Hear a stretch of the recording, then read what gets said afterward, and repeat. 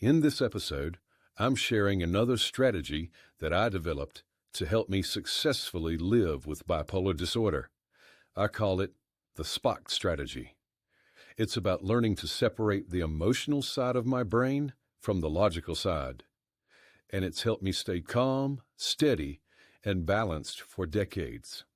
I mainly consider this a decision-making strategy, as it helps me make life decisions based off logic instead of my emotions, which can sometimes be deceiving. So, if you are interested in new ideas for managing your own bipolar disorder or other mental health challenge, this video may spark some new ideas about handling your mental health.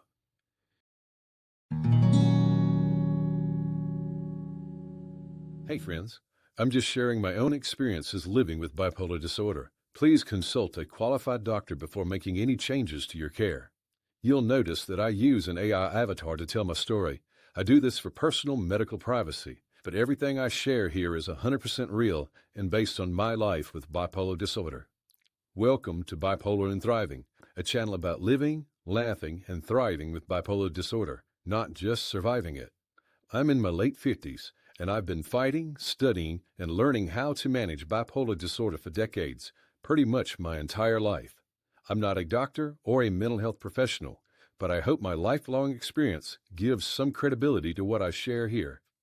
I've always been a big Star Trek fan, and for as long as I can remember, I've been drawn to the character of Spock. If you know the story, Spock is a half Vulcan, a race with incredibly strong emotions that can lead to chaos and destruction. To survive, they train themselves to live by logic and control their emotions. It's basically an entire planet of bipolar aliens, so it's no wonder why Spock appealed to me. I kind of thought that was funny as I thought up that line writing the script. That idea of a planet of nothing but bipolar aliens I thought was humorous. When I was young, back in the 70s and 80s, nobody really talked about mental illness. I didn't even know what bipolar disorder was. I had never even heard the words until I was 30 and they diagnosed me with it. But I knew my emotions were powerful, unpredictable, and overwhelming. So when I watched Spock staying calm while everyone around him panicked, something inside me clicked. Here was someone who felt deeply but learned to master it. I wanted that kind of control. I didn't know it then, but I was developing what I now call the Spock Strategy. At first, it was just survival, my brain's way of protecting me. Later in life, once I was diagnosed, I realized what I'd actually been doing. I was teaching myself to separate my logical self from my emotional self. For me, bipolar isn't just something that visits once in a while. It's part of who I am. So I treat it like a condition that I monitor and manage daily. And to do that, I've learned not to let my emotional brain make decisions for me. Over time, I made logic my default setting. When something happens that stirs a big emotional response, I pause and ask myself, what are the facts? What's the data? What do I actually know right now? Because if you live with bipolar disorder, you know how quickly emotions can distort reality. A small issue can feel catastrophic. A good idea can suddenly feel world-changing. I've learned that my feelings aren't always trustworthy, but the data usually is. It's kind of like flipping a switch between the two halves of my brain. Left for logic, right for emotion, and making sure logic gets the final say. Doing that one thing has kept me out of a lot of trouble and helped me avoid self-destructive choices. You know, a perfect real-life example of this happened not long ago when my wife and I bought a new car. The emotional side of me, the go big or go home version, immediately started eyeing the shiny models with every bell and whistle imaginable. You know the ones, leather seats that massage you, a dashboard that glows like a spaceship, and a pavement that could feed a small country. For a minute I could feel that rush, The little voice saying, "You deserve it. Just do it." I could feel my emotions starting to take over and get out of control. But that's exactly when the Spock strategy kicked in. I literally stopped in the middle of the lot and said to myself, "Okay, facts only. What do we actually need?" Once I looked at it that way, the answer was obvious. We found something that was still really nice, reliable, comfortable, but cost a lot less and made financial sense. And the funny thing is, I felt better driving that car home than I ever would have felt signing for the flashy one. That's the reward for choosing logic over impulse. It's not about removing emotion, it's about giving logic that final vote before your feelings spin your whole paycheck.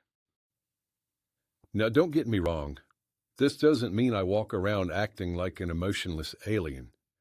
I still laugh with my friends, get frustrated when life throws a curveball, and cry when I lose someone I love.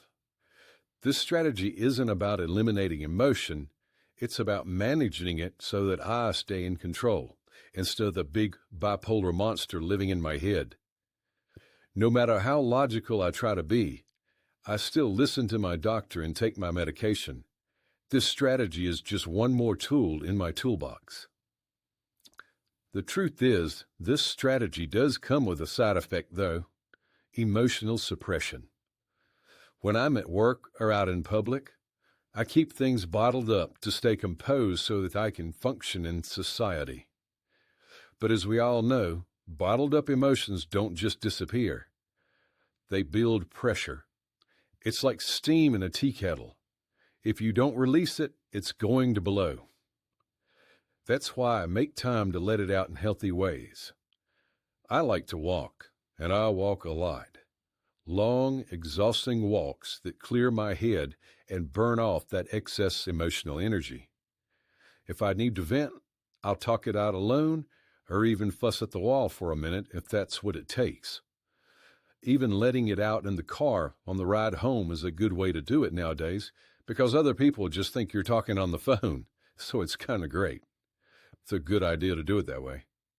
So vent away. What matters is finding healthy outlet so that those emotions don't pile up inside you. Learning to think like Spock didn't make me perfect, but it gave me peace. It helped me turn a lifetime of emotional chaos into something I can manage. If my story sparks an idea for you, I hope it helps you find your own way to stay calm, balanced, and thriving. Remember, even Spock had to learn to balance emotion with logic. If he can do it, so can we. Live long, stay balanced, and keep thriving. If you want more bipolar success strategies, please like and subscribe. Also, be sure to drop a comment and share what helps you through tough days. What strategies do you use that have proven to be effective? Your story might be exactly what someone else needs to hear. I think it's really important for us to hear from one another. It's a great form of support. And be sure to check out the mental health resource links in the description below if you need more help. See my next strategy, story, or helpful insight in the next video. And remember, it's going to be okay. Have a great day.